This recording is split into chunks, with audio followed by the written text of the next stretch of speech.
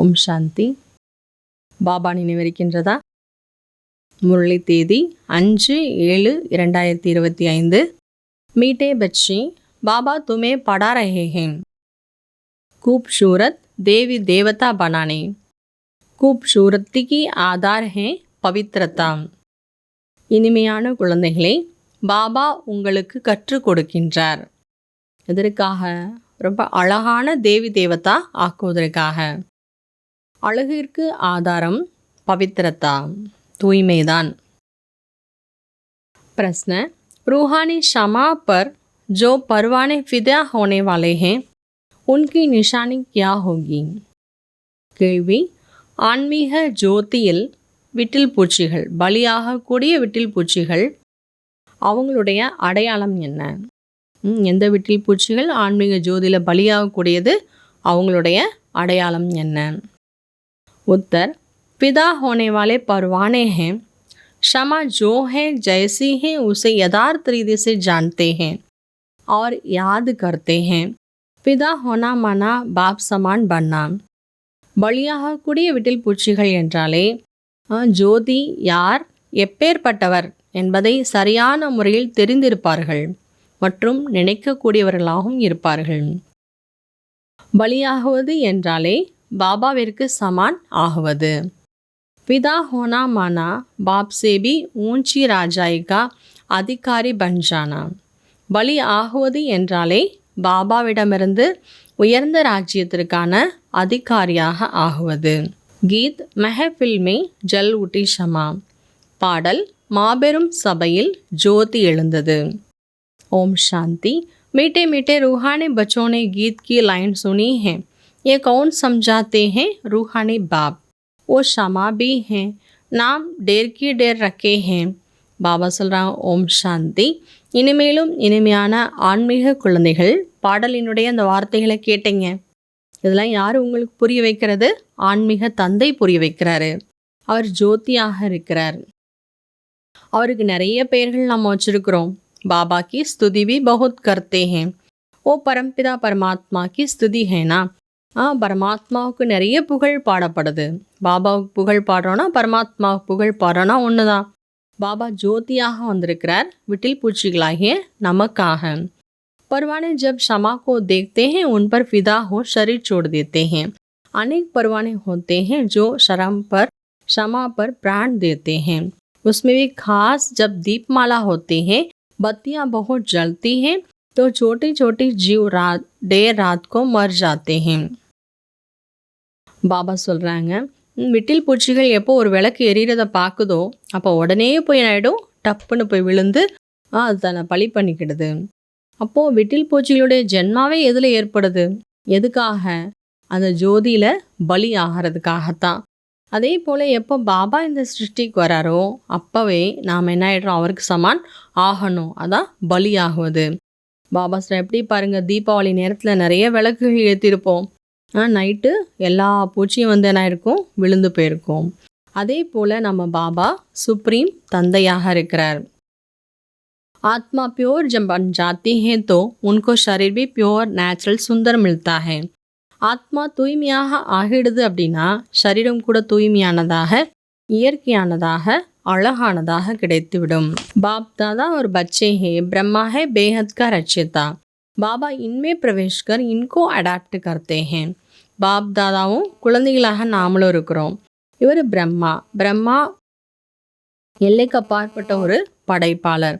பாபா இவருக்குள்ள பிரவேசமாகி தான் நம்மை தத்தெடுத்திருக்கின்றார். बाबा आते ही है श्याम से सुंदर बनाने. बाबा कहते हैं मैं तुम्हारा ओबीडियंट सर्वेंट हूँ, ओबीडियंट सच्चा फादर भी हूँ.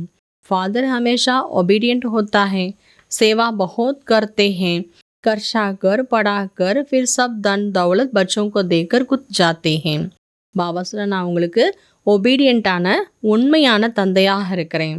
தந்தை எப்பொழுதுமே குழந்தைகளுக்கு வேலைக்காரர்கள் தான். நிறைய சேவா பண்ணுவாங்க, செலவு பண்ணி படிக்க வச்சு அப்புறம் தன்னுடைய செல்வம், பொருள், சொத்து எல்லாத்தையும் குழந்தைங்களுக்கு கொடுத்துட்டு தந்தை போயிடுவாங்க.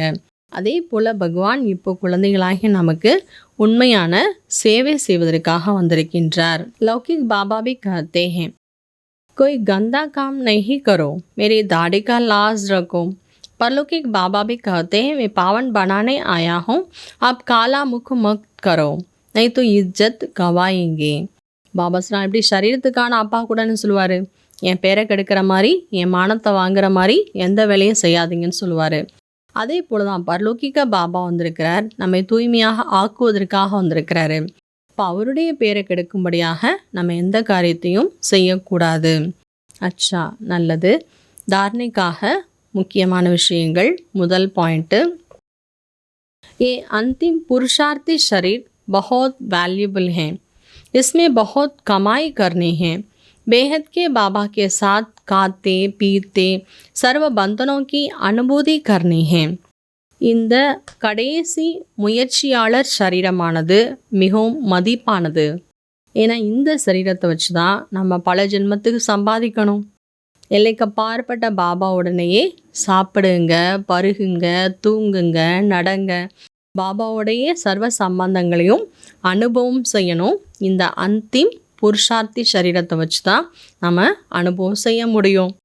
செகண்ட் பாயிண்ட்டு, कोई भी ऐसा कर्म नहीं करना है जिससे ब्राह्मण परिवार की व बाबा की इज्जत जाए. ஆத்ம அபிமானி பன் பூரா பவித்ர பண்ணா है. அப்பேற்பட்ட எந்த ஒரு செயலும் செய்யக்கூடாது. நம்ம செய்யக்கூடிய செயல் மூலமாக பிராமண குடும்பத்திற்கோ பாபாவுக்கோ மரியாதை போயிடும்படியான எந்த செயலும் செய்யக்கூடாது. ஆத்ம அபிமானியாகி முழுமையாக தூய்மையாகணும்.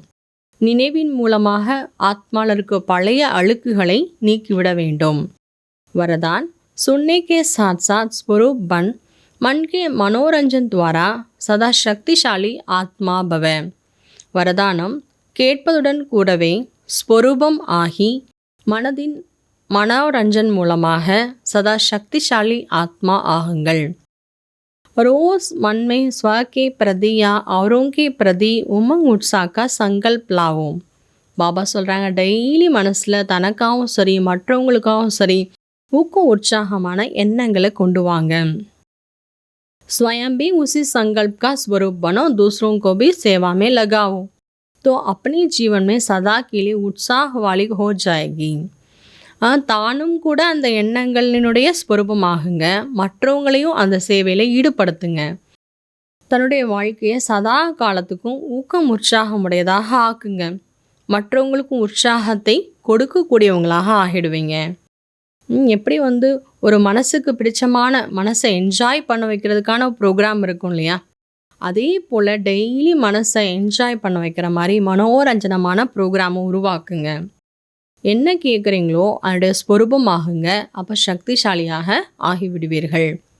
ஸ்லோகன், दूसरों को बदलने के पहले स्वयं को बदलो, यही समझदारी है. ஸ்லோகன், பிறரை மாற்றுவதற்கு முதலில் தன்னை மாற்றிக்கொள்ளுங்கள், இதுதான் புத்திசாலித்தனம். சங்கல்ப சக்தியை சேமித்து சிரேஷ்ட சேவைக்கு நிமித்தம் ஆகுவதற்கான இன்னைக்கு பாபாவுடைய அவ்யக்த இஷாரா. सबसे तीव्र गति की सेवा का साधन है शुभ और श्रेष्ठ संकल्पों की शक्ति.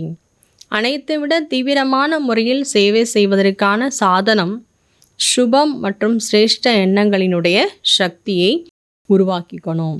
எப்படி பிரம்மா பாபா சிரேஷ்ட எண்ணங்கள் என்ற விதியின் மூலமாக சேவையினுடைய வளர்ச்சியை சதா சகயோகியாக இருந்தார். விதி ரொம்ப ஃபாஸ்டானது அப்படின்னா விருத்தியும் ஃபாஸ்டாக இருக்கும். என்ன விதி சொல்கிறார் பாபா? சிரேஷ்டமான எண்ணங்களை உருவாக்குவதுதான் சேவையினுடைய வளர்ச்சிக்கான சாதனம்.